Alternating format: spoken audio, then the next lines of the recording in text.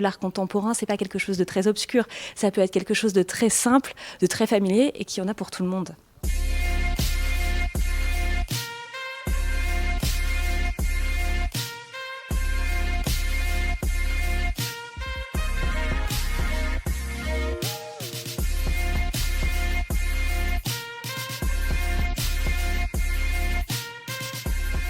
Fontmaur, c'est un bâtiment emblématique de la ville de Chamalières. Le bâtiment était occupé autrefois par l'hôpital de Fontmaur.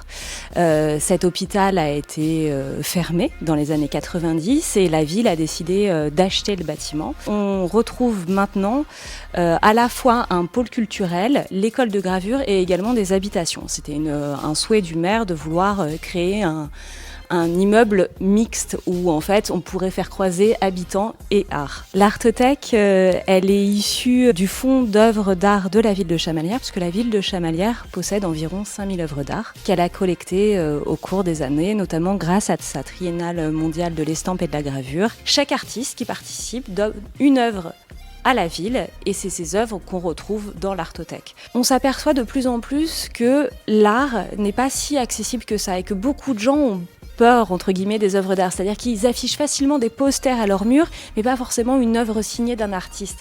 Là, l'idée, c'est de se dire qu'on vient rendre la chose tellement familière, tellement simple, que ça aide à faire un processus aussi pour aller à la rencontre des œuvres d'art. On a essayé de rendre la chose vraiment simple et assez identifiable pour que le public ne soit pas perdu. L'idée, c'est que ça fonctionne sur une base d'adhésion. Vous venez avec votre carte d'adhérent, comme votre carte de bibliothèque, vous venez voir les œuvres, fouiller dans les œuvres, regarder dans notre borne puisque toutes nos œuvres ne sont pas sur place.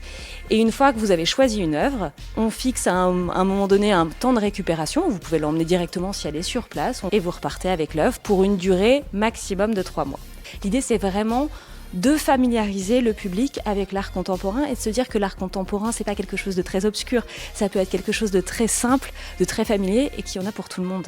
Pour ce qui est de la protection, alors évidemment, on a tout un manuel d'utilisation qui est très simple, où on liste les choses à ne pas faire et à faire.